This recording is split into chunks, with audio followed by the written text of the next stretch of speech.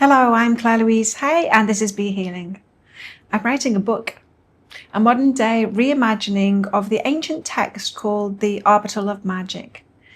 It's been working through me in meditation, and each piece is a living teaching.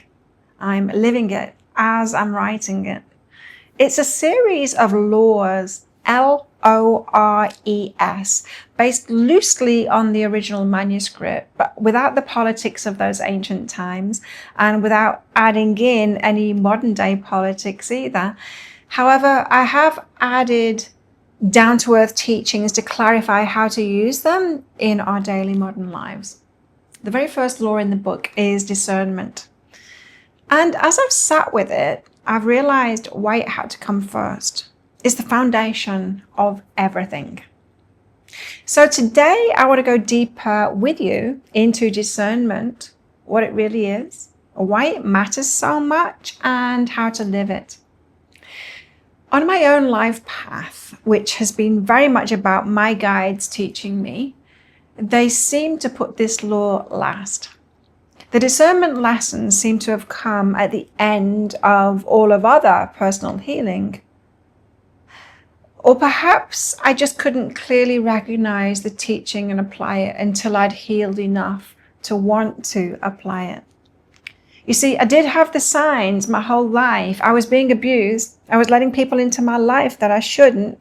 I was giving away things that I should have kept for myself. And I had little to no discernment at all. But instead of seeing all of those experiences as a lesson in discernment, I was continuing to live my life as the little girl, conditioned by abusers to accept and internalize what other people were doing to me, what other people were doing wrong. I thought the discernment lessons were lessons for me to transmute something within myself, to fix it within myself. Not to have boundaries to those people who are not me, who are not my responsibility, and who I do not need to allow in my life. So it took me a long time to learn boundaries, that it was even okay to have boundaries in the first place. So discernment, it's the first law in the book. Both the original Arbatel and my new Arbatel Reborn. And so here's a privileged reveal of the first law from my new book, out soon. Law 1, discernment. If you're reading this, no doubt you already had this lesson delivered to you by life itself. Not everyone can be trusted with what is sacred. With your truth, your love, your time, your energy, or what is precious to you. Discernment is not judgment, it's clarity. Learn to feel the energy of people, or take the time to know them well before you open what is sacred within you. Share the sacred only with those who have proven themselves trustworthy, and withhold it from those who would abuse it. Then you will be trusted with higher guidance directly from Source and its beloved allies. Discernment means boundaries. Empower yourself to say no when your spirit says no. Stand in your sovereign power. Be discerning. Discernment is more vital than truth. It is wiser to guard the sacred through silence, delay, or careful words than to hand your power to one who would exploit or abuse it. I stand in my power and guard what is sacred. And as a trusted being, Source entrusts me with more. So that's the first law in my new book, a book that will change your life. It's changing mine, the Arbatel Reborn. Discernment really is the keystone. Without it, love becomes people-pleasing or abuse-tolerating. Love on its own is beautiful. But if someone doesn't have the clarity of discernment, here's what happens. You confuse love with always saying yes. You give and give, thinking unconditional love means never setting boundaries. You ignore your own needs, hoping others will validate them instead. You stay in harmful relationships because you think love means forgiving endlessly. You allow others to mistreat you, believing it's spiritual to endure it. You confuse enabling harmful behavior with compassion. That's why discernment is crucial. It protects love from distortion.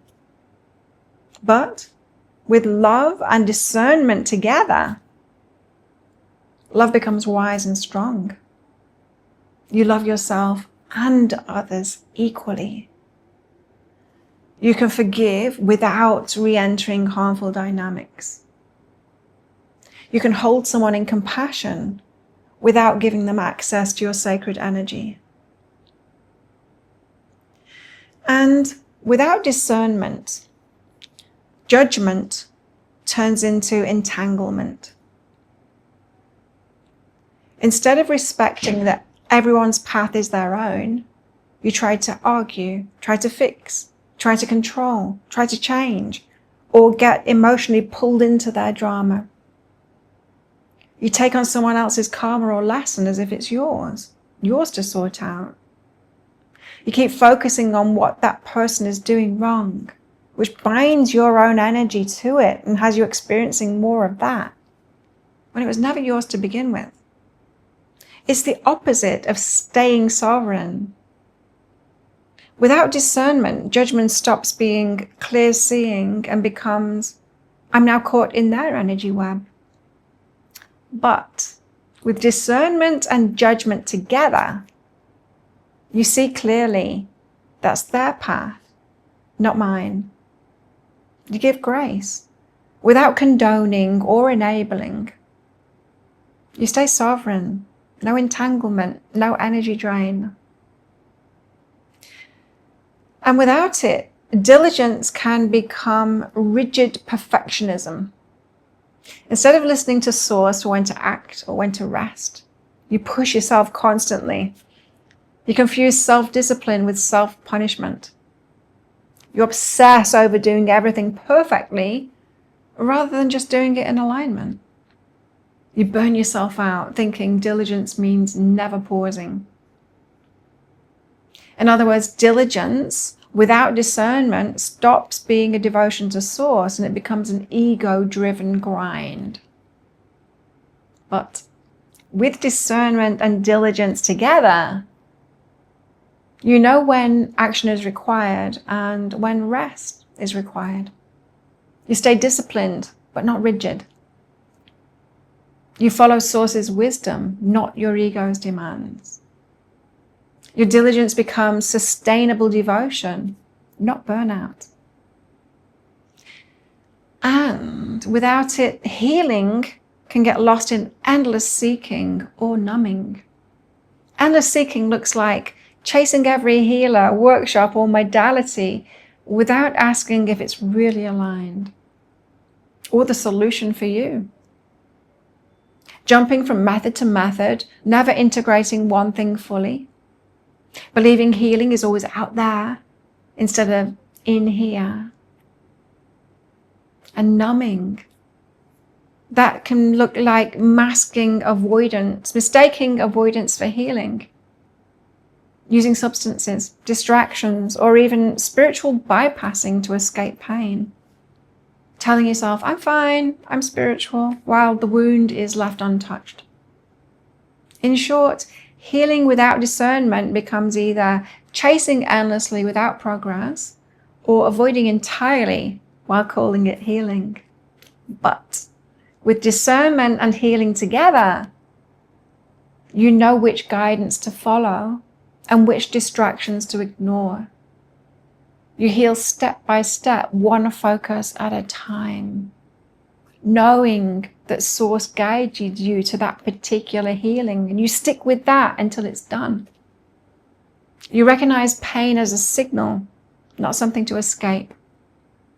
You trust Source to lead you to the right healer, practice, or step when needed. And without it, alignment could be confused with fantasy instead of true connection. Fantasy looks like convincing yourself, I'm aligned, when really you're just imagining what you wish Source said. You act from daydreams or ego desires instead of waiting for true guidance. You mistake coincidence or wishful thinking for clear signs. It could be self-delusion.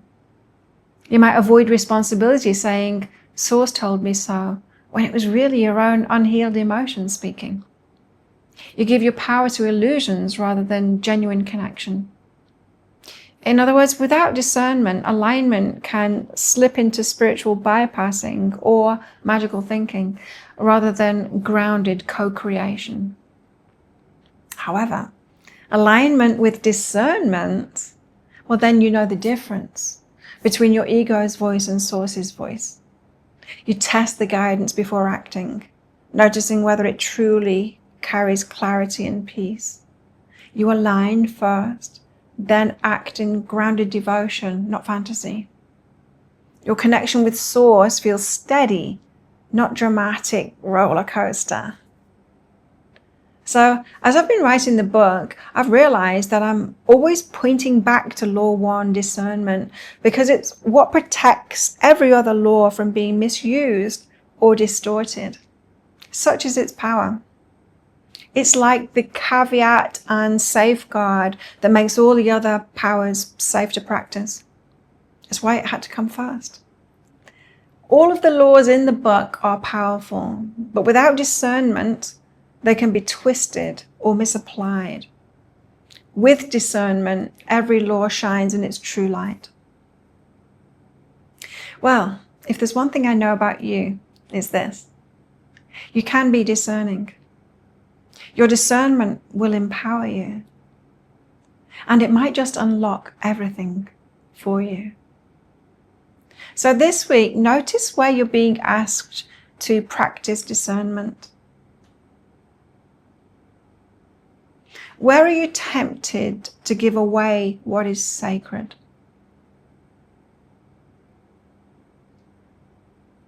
Where can you hold your power more firmly? Let your spirit guide you. I'll leave you with those thoughts, and a big thank you for joining me this week. Next week, we'll go deeper into love with discernment. It's such an important key because love without discernment can turn into people-pleasing or even abuse-tolerating. So let's go down that rabbit hole together. I'll see you then.